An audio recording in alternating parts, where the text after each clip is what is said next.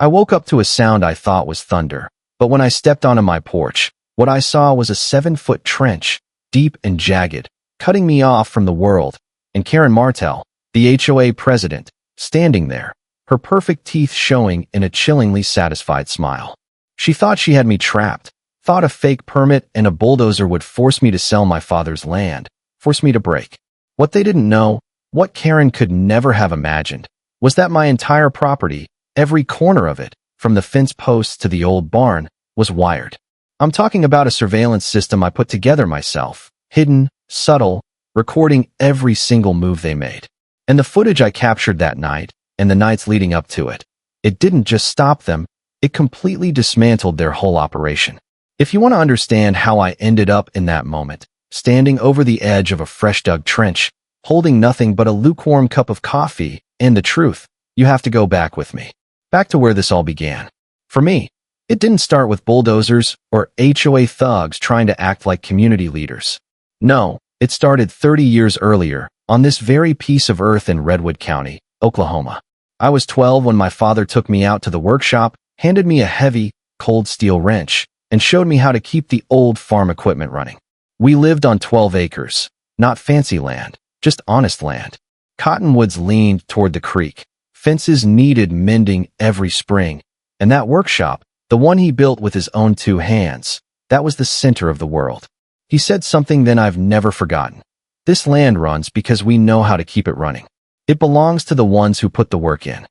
I didn't get the weight of those words back then, not really, but they sunk into me anyway, like rainwater disappearing into that red Oklahoma clay. After he passed, it all came to me, and for over 20 years, I kept it mostly the same. Same soil, same house, same porch. I rebuilt the porch after a tornado hit in 2014, spent 3 summers installing a serious solar rig out back so I wouldn't be beholden to the grid, and dug the well deeper when the city water started tasting like copper pennies. My closest neighbors were the coyotes and the occasional stray cow from Old Man Halverson's place. It was peaceful, predictable, a life measured by seasons, not schedules, and I liked it that way.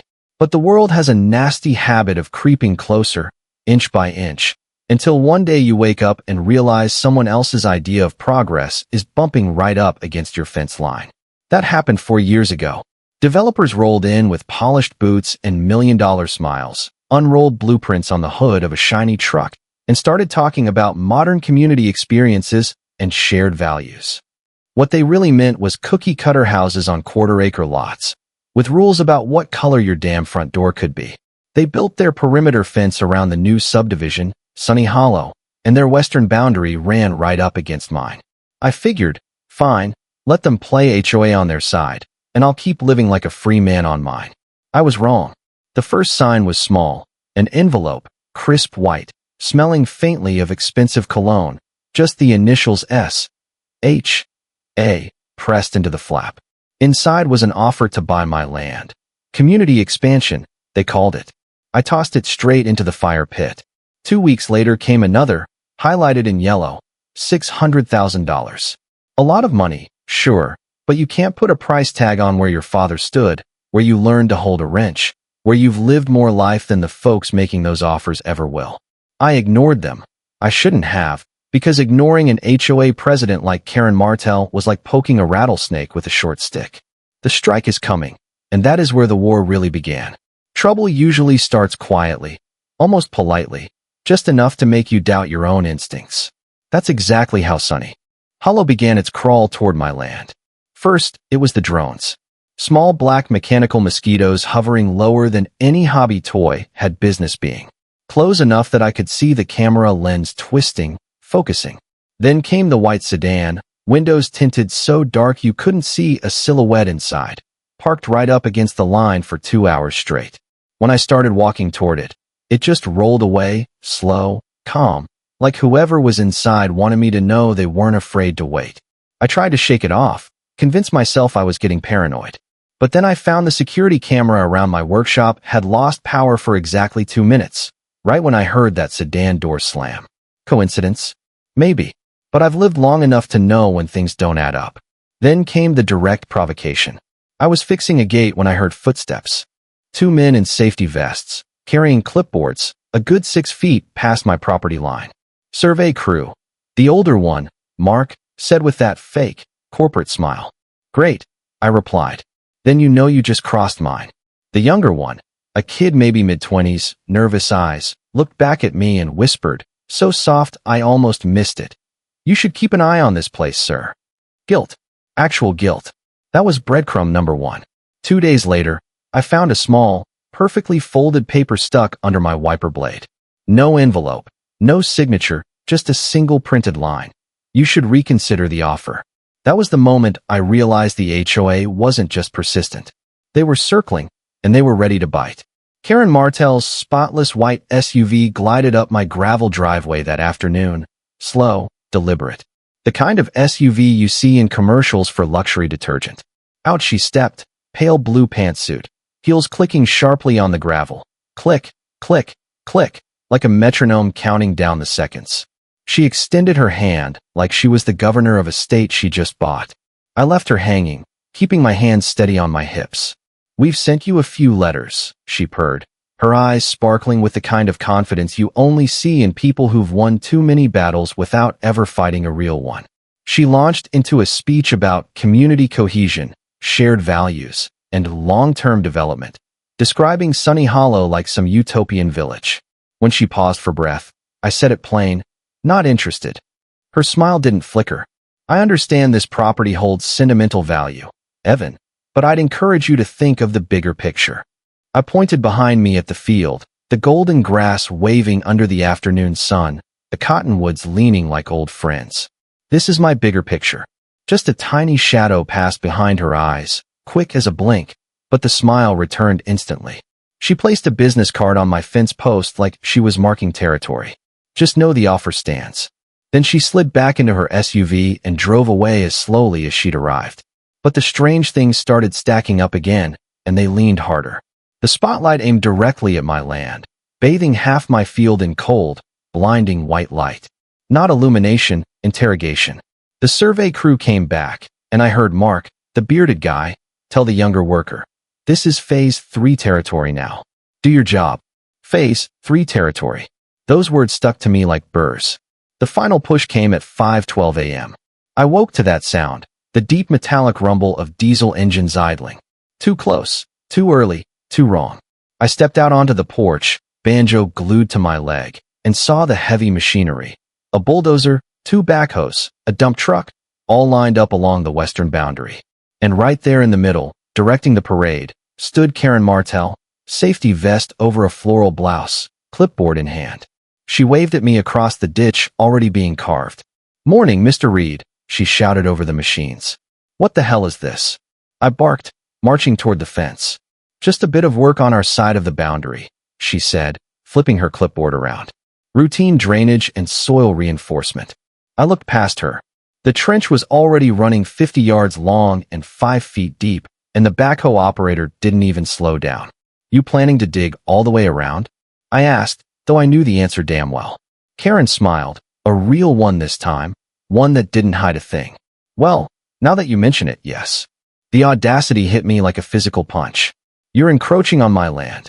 What you're doing is illegal."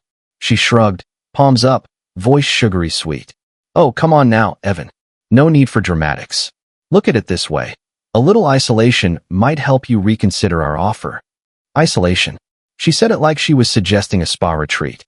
If they closed the loop, I'd have one narrow driveway left, and judging by the dump truck backing toward that spot, I knew exactly what they intended. Siege. I called the sheriff's department. Deputy Wilkins arrived 35 minutes later.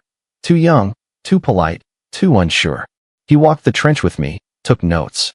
Then Karen came out, laminated maps shining, and chirped, "These are the updated boundaries." Bold, thick, wrong. Wilkins, bless his cautious heart, said, "I can't determine boundary disputes on site. That has to go through zoning." "Deputy," I said, slowly, carefully. "They're digging a moat around my home. They've blocked my road. That's not a dispute. That's entrapment." He winced, like the word made him uncomfortable. "Sir, this looks like a civil matter, a land disagreement. I can file a report, but I can't stop construction unless there's imminent harm." Karen smirked behind him like a cat that had just found a box of baby birds. Fine, I said. Then I'll document it. I turned and walked away. As Wilkins drove off, leaving me in the middle of a slowly tightening noose, Karen lingered behind, calling out almost cheerfully, "Don't worry, Evan. This will all make sense soon. If the law wasn't going to protect my land, then my cameras would." The next 3 days unfolded quietly, steadily, suffocatingly. I woke up to find the massive dump truck parked sideways across my driveway, blocking the only way in or out, a sign dangling from the grill. Temporary construction obstruction. Do not move. They were cutting me off. Later that morning, the kitchen faucet sputtered, and the water came out cloudy, mud swirling in the stream. I headed to the pump, and Banjo began whining, circling the pump housing. I knelt beside him and caught the faint, unmistakable scent of diesel. Not enough to poison the water, just enough to poison my peace. They can touch anything you rely on. My pantry was thinning. Even old Tom Halverson, my neighbor of nearly 20 years, texted me back. "Evan, sorry friend. HOA folks came by last night, threatened citations. They're serious. I'll help when I can, but not right now." Fear spreads faster than fire on Oklahoma grass. I sat at the kitchen table, running my finger along the trench line on my old survey maps, realizing their strategy. They were trying to break me, grind me down until the house became uninhabitable or unsafe, allowing them to seize the land under some obscure municipal statute for abandoned property adjoining planned development. They were trying to erase me. But then, the realization of despair pushed me somewhere they didn't expect. I checked my email and found a new one, unknown sender. The subject line read, "You didn't hear this from me." I clicked.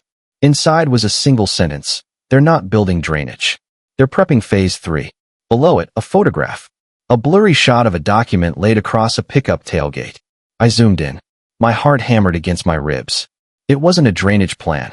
It was a detailed, architect-grade blueprint titled Sunny Hollow Expansion Phase 3 Development. And right in the center, my house, my well, my barn, my father's workshop, all labeled under the category, Future Recreational Green Overlay. They wanted to pave my history, my inheritance, my life, into a park. I scrolled down. A second attachment, a photo of a handwritten note pinned to a corkboard. Read property acquisition target. Stop negotiating. Begin pressure sequence. KM, Karen Martell. This wasn't harassment. This wasn't misunderstanding. This was premeditated, criminal intent. Before I could even steady my breath, another email arrived from the same sender. I couldn't say anything earlier. "They watch everything. I'm trying to help. Get out of the house tonight. Don't let them corner you." The young surveyor. The one with the guilt in his eyes. Breadcrumb number 3. I didn't plan to confront them that night. I didn't even plan to leave the house again. But plans don't matter when someone's trying to bury your life meter by meter. The kind of quiet that makes your skin crawl. The kind that feels intentional, like the whole world is holding its breath. That was the quiet that wrapped around my house at 2:43 a.m. I woke suddenly, not from a sound, but from the absence of one. Banjo was up, standing rigid beside the bed, lips pulled back in a silent snarl. I crept to the window and pulled the curtain back just an inch. 2 men in dark HOA-issued windbreakers moved near the southern cut, carrying something heavy, cinder blocks. They were filling the one gap I'd carved out earlier that day, the small passage I needed to haul in water barrels. Cut that off, and I'd have nothing left. And standing behind them, arms crossed, coat pulled tight, hair pinned back, was Karen Martell. No clipboard this time, no smile, just a hard, satisfied stare. I grabbed my phone, opened the camera, and hit record. Her voice floated across the dirt, low but clear. "Just make sure this section is solid." She paused, watching the men drop the blocks. "If the edge of his foundation cracks or the pump line collapses, well, insurance will handle the mess." My blood ran cold. Not harassment, not intimidation, but premeditated structural sabotage. That sentence, that one damn sentence, was the moment everything changed. It was criminal intent. I stepped forward just enough for my shadow to fall across the dirt. One of the men froze, looked up, saw me, eyes wide. Karen turned, startled, but only for a second. Then she straightened her shoulders, chin high. "What do you think you're doing?" she snapped. I didn't answer her. I didn't need to. I lifted my phone, the flashlight now on, pointed straight at her face, hitting record again. Her eyes flickered, Not afraid, just exposed. Ma'am, the younger worker muttered, setting down a block. This doesn't feel legal. Karen whipped toward him. Do you want your job? She spat. And that's when I spoke. My voice wasn't loud, wasn't angry, just steady, unshakable. I'm recording, I said. Everything. Karen stiffened. The older worker swore under his breath. You'll regret this, Evan, she hissed. You have no idea who you're dealing with. I tilted the phone just enough so the screen glow lit the cinder blocks, the trench, and, most importantly, Karen's face. I know exactly who I'm dealing with. I replied, my voice a quiet promise. And so will Sheriff Wright. I let the recording play for a moment, letting the silence absorb her own words. The security men exchanged a terrified look and started backing away. Karen stood there, breathing hard, fists clenched. She didn't speak another word, but her silence was louder than any threat she could have made. She spun on her heel, stormed back to her SUV, and gravel flew as she sped off. Tonight was the beginning of the HOA's downfall, because that 2:43 a.m. footage, her voice, her orders, her intent, that was the evidence the law couldn't ignore. The next morning, I called the sheriff's office, and this time I made one request. I need Sheriff Wright, no one else. Wright showed up just past 9. He took one long look at the trench, the crushed soil, the damage around my well line, and then he nodded for me to lead him inside. He watched the footage on my monitor. The workers hauling blocks, the cut boundary markers, the trench closing in, and then the centerpiece. Karen stepping into frame, pointing, her voice sharp and steady. Then the line, the one that froze the room silent. If the foundation cracks or he gets hurt, insurance will handle the mess. When the clip ended, the monitor went dark. Wright let out a slow, heavy breath. Mr. Reed, what you've shown me is no longer a civil dispute. This is criminal. Multiple counts. Trespass, property damage, interference with essential infrastructure, harassment, and that trench blocking your only exit? He paused. That's unlawful imprisonment. A felony straight up. He reached for his radio. Dispatch, this is Sheriff Wright. I need 2 units from county. We have probable cause for detainment of Sunny Hollow HOA personnel, including Karen Martell. I walked outside with him. Half an hour later, 2 cruisers rolled in. I watched from my porch as they approached the HOA office. Karen opened the door, shoulders stiff, lips curled into that fake smile. Wright showed her the footage. I couldn't hear the audio, but I could see the moment it hit her. Her face drained from confident peach to dead pale chalk. Her hands slipped from the door frame. The truth was louder than anything she said. When the deputies escorted Karen out of the HOA office, she was stiff as a board, wrists wrapped in silver. She bent awkwardly, ducking her head to get into the back of the cruiser.